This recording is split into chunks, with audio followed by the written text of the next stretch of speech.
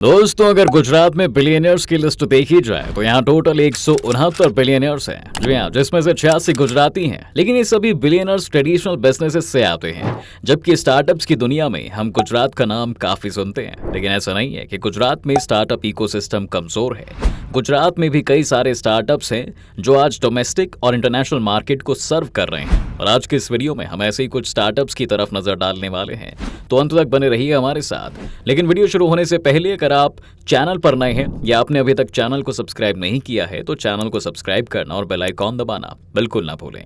Lending cart. दोस्तों, lending cart एक fintech startup है जो कि अहमदाबाद में बेस्ड है और इसका काम एंटरप्रेन्योर्स को वर्किंग कैपिटल और बिजनेस लोन्स प्रोवाइड करवाना है। जी हाँ, 2014 में अपनी शुरुआत करने के बाद ये कंपनी तेजी से ग्रो कर रही है और ये भी कहा जा रहा है कि जल्द ही ये एक यूनिकॉर्न यानी कि $1 बिलियन की वैल्यूएशन वाली कंपनी भी बन सकती है। ज्यादातर मनी लेंडिंग बिजनेसेस और बैंक लोन्स देते समय पुरानी फाइनेंशियल स्टेटमेंट्स और इनकम टैक्स रिटर्न्स को देखते हुए रिस्क असेसमेंट करती है और फिर उस हिसाब से डिसाइड करती है कि लोन देना है कि नहीं। लेकिन लेंडिंग कार्ड का फोकस क्लाइंट के उस साल के कैश फ्लो और बिजनेस ग्रोथ की तरफ रहता है, जिस वजह से स्टार्टअप्स के लिए ये एक बेहतर आउटलेट है। इस समय लेंडिंग कार्ड के पास 640 से भी ज्यादा एम्प्लॉयज हैं और अहमदाबाद के अलावा बैंगलोर और मुंबई में भी इनके ऑफिसेज हैं। 2019 में उनके मार्जिन्स 19 करोड़ थे, जो कि 2020 के खत्म होने पर 41.9 करोड़ तक पहुंच गए थे। या दोस्तों, जो कि 118% की ग्रोथ थी और 2022 में कंपनी का टोटल रेवेन्यू 600 करोड़ के पार गया था। लीगल विज। दोस्तों, लीगल विज भी एक कमाल का स्टार्टअप है जो कि गुजरात में ही 2016 में शुरू हुआ था। एक स्टार्टअप के लिए सबसे बड़ी परेशानी अपने स्टार्टअप का लीगल एस्पेक्ट ही होती है, जैसे कि प्रोडक्ट्स के राइट्स किसके पास होंगे, उन्हें कैसे लाइसेंस किया जाएगा। इसके अलावा एक सीए को हायर करने से लेकर और भी कई काम हैं जिसमें उन्हें लॉ के साथ जूझना ही पड़ता है और यहीं पर काम आता है लीगल विज, जो कि इन सभी बिजनेसेस के लिए एक वन स्टॉप सॉल्यूशन है जो स्टार्टअप्स और एसएमईज को प्रोफेशनल सर्विस, लीगल कंप्लायंस और टैक्सेशन में मदद करता है। इससे न सिर्फ उनका टाइम बचता है बल्कि अफोर्डेबल होने के कारण अब एंटरप्रेन्योर्स अपना सारा फोकस अपने स्टार्टअप को ग्रो करने में लगा सकते हैं। अगर लीगल विज की सर्विस देखी जाए तो इनमें new business registrations, intellectual property registrations, government and tax registrations, filings, accounting and book keeping, custom legal document drafting जैसी कई सर्विसेज हैं। लीगल विज के कस्टमर्स की बात करें तो इसमें फ्लिपकार्ट, बैंक ऑफ बड़ौदा, इंस्टामोजो जैसे क्लाइंट्स हैं और उन्होंने 2018 से अभी तक हर क्वार्टर में 20% की ग्रोथ रजिस्टर की है। 2020 तक लीगल विज के पास 5,000 पेइंग क्लाइंट्स और 30,000 प्लस एमएसएमईज रजिस्ट्रेशंस थे। जी दोस्तों, ऑप्टिमाइज्ड इलेक्ट्रोटेक। दोस्तों, ऑप्टिमाइज्ड इलेक्ट्रोटेक एक ऐसा डिफेंस स्टार्टअप है जो कि सिक्योरिटी और सर्विलांस सिस्टम्स बिल्ड करते हैं। इनके पास कई सारे प्रोडक्ट्स हैं जो कि हाई रेजोल्यूशन सेंसर्स और कैमरास का यूज करते हैं, जिससे कि डिटेल्ड इमेजेस कैप्चर की जा सके, चाहे किसी भी तरह का वेदर या लाइटिंग कंडीशंस क्यों ना हो। इसके बाद इन इमेजेस को ऑटोमेटिकली एक एआई सिस्टम प्रोसेस करता है और चेक करता है कि पिक्चर में जो भी लोग या फिर व्हीकल्स हैं वो हथियार तो कैरी नहीं कर रहे हैं। जी हाँ, इसके साथ साथ वो लाइसेंस प्लेट्स और फेसेस को भी कैप्चर करता है और तो और डेटाबेस से मैच करके देखता है कि कहीं ये किसी सस्पेक्ट्स की लिस्ट में तो नहीं है और उसके बाद ये इंफॉर्मेशन मिलिट्री डिपार्टमेंट्स तक चली जाती है। दोस्तों, इस वक्त CRPF, CISF, coastal guard, Indian air force और इंडियन आर्मी भी ऑप्टिमाइज्ड इलेक्ट्रोटेक के प्रोडक्ट्स को यूज कर रही हैं, जिसमें इन्फ्लीविजन भी शामिल है जो टैंक्स को 30 किलोमीटर दूर से ही डिटेक्ट कर लेता है। इन्फ्लीविजन के अलावा नॉक्ट विजन उन्हें लो लाइट सर्विलांस में मदद करता है और फिर है क्लियर विजन, जो कि एक ऑल वेदर सर्विलांस सिस्टम भी है। ऑप्टिमाइज्ड इलेक्ट्रोटेक ने 2019 में इंडेक्स चैलेंज भी जीता था। ये चैलेंज इंडियन गवर्नमेंट ने ही शुरू किया है, जिसका मकसद है कि ज्यादा से ज्यादा डिफेंस स्टार्टअप्स को एनकरेज किया जाए और उन्हें ग्रो करने का मौका मिले। इबा हलाल केयर। दोस्तों, इबा हलाल केयर भी एक गुजरात बेस्ड स्टार्टअप है जो कि कॉस्मेटिक्स और हेल्थ केयर सेक्टर में एक्टिव है। ये भारत का पहला हलाल और वीगन कॉस्मेटिक ब्रांड है जो कि सिर्फ वेजिटेरियन प्रोडक्ट्स का इस्तेमाल करके कॉस्मेटिक्स बनाते हैं। जी हाँ दोस्तों, इस समय ईबा हलाल केयर 60 से भी ज्यादा प्रोडक्ट्स बनाता है, जिसमें creams, lotions, face wash, shampoos, conditioners, hair oil, colour cosmetics जैसे लिपस्टिक और काजल भी शामिल हैं। एबा हलाल केयर को $3 मिलियन की फंडिंग अडवंतिस एंटरप्राइजेस से मिली थी, जो कि एक बैंगलोर बेस्ड स्टार्टअप है जो खुद भी हर्बल कॉस्मेटिक्स को वेदा अर्थ के ब्रांड के अंडर बेचता है। जीरो काउ फैक्ट्री एक FMCG स्टार्टअप है जो कि मिल्क, आइसक्रीम, चीज, योगर्ट और बाकी डेयरी प्रोडक्ट्स बनाते हैं, लेकिन ये लोग इसमें गाय के दूध का इस्तेमाल नहीं करते, क्योंकि वीगन लोग मानते हैं कि किसी भी जानवर का दूध निकालना और उससे दूध के लिए पालना भी एक प्रकार की क्रूरता ही है।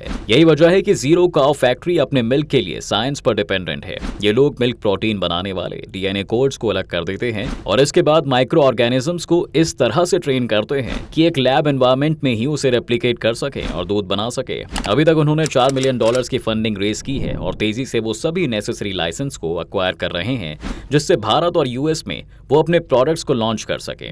स्टार लैब दोस्तों, इसके बाद हमारी लिस्ट में अगला स्टार्टअप है स्टार लैब। इसरो के मिशंस की वजह से पिछले कुछ समय में स्पेस को लेकर यंग इंडियंस की रुचि काफी बढ़ चुकी है और वो भी इस स्पेस में कंट्रीब्यूट करना चाहते हैं, लेकिन इसकी सबसे प्रॉब्लम बड़ी यही है कि लोग कंफ्यूज हो जाते हैं कि इसके बारे में कहां से पढ़ें, किसे ज्वाइन करें या फिर इस स्पेस में आगे बढ़ने का रास्ता क्या है। भारत के पास पिक्सल, स्काईरूट और अग्निकुल कॉस्मोस नाम की अब कई प्राइवेट कंपनीज भी हैं। इस वजह से इंडियंस के लिए भी अब स्पेस सेक्टर में घुसना ज्यादा आसान हो गया है। स्टार लैब का काम ये है कि वो स्पेस में इंटरेस्टेड लोगों के लिए एक ऐसा इकोसिस्टम बना रहे हैं जहां वो इस फील्ड के बारे में सिखा पाएं।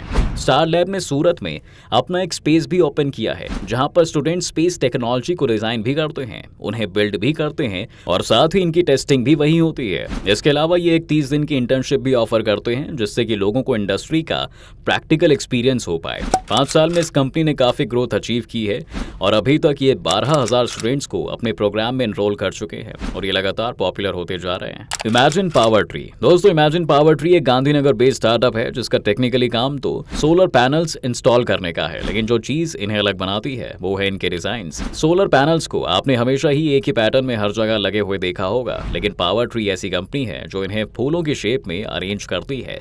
इससे सबसे बड़ा फायदा तो ये है कि इससे थोड़े से स्पेस में भी ज्यादा सोलर पैनल्स लगाए जा सकते हैं और साथ ही इस डिजाइन की वजह से आप सोलर पैनल्स को एडजस्ट भी कर सकते हैं ताकि मैक्सिमम सनलाइट उन पर पड़ती रहे। इमेजिन पावर ट्री को आपने शार्क टैंक इंडिया के एपिसोड में भी देखा होगा, जहां वो 60 करोड़ की वैल्यूएशन पर 1.5 करोड़ रुपए रेज करने आए थे और ऐसा लगता है कि इस तरह की इनोवेटिव कंपनीज आने वाले जीरो कार्बन और ग्रीन एनर्जी फ्यूल मार्केट में काफी थ्राइव करने वाली हैं।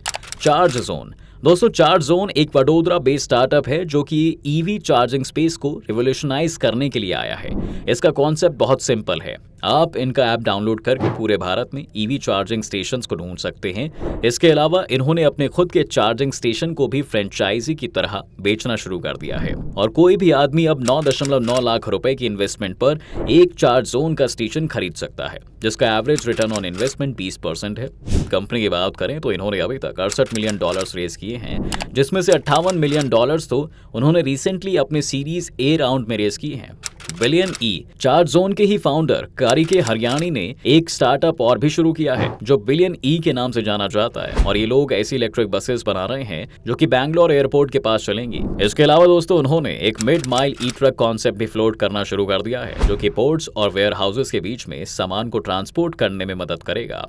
लेट्स रिसाइकिल अब हमारी लिस्ट का आखिरी स्टार्टअप है लेट्स रिसाइकिल, जो कि 2012 में शुरू किया गया था और ये भारत का सबसे बड़ा वेस्ट मैनेजमेंट सॉल्यूशन ब्रांड है और ये dry waste management service provide करते हैं। जी हाँ दोस्तों, अगर आपके पास काफी सारी वेस्ट है तो आप लेट्स रिसाइकिल की सर्विस को यूज कर सकते हैं। वो आपके पास आएंगे और आपका वेस्ट कलेक्ट करके ले जाएंगे, जिसके बाद वही इसे अलग करेंगे और फिर अलग अलग रिसाइकिलर्स तक भेजेंगे। Schools, colleges, hospitals, government bodies और इंडिविजुअल हाउस होल्ड्स, इन सभी को ये अपने टारगेट कस्टमर्स मानते हैं और 2015 में उन्हें 20 लाख रुपए की फंडिंग भी मिली थी।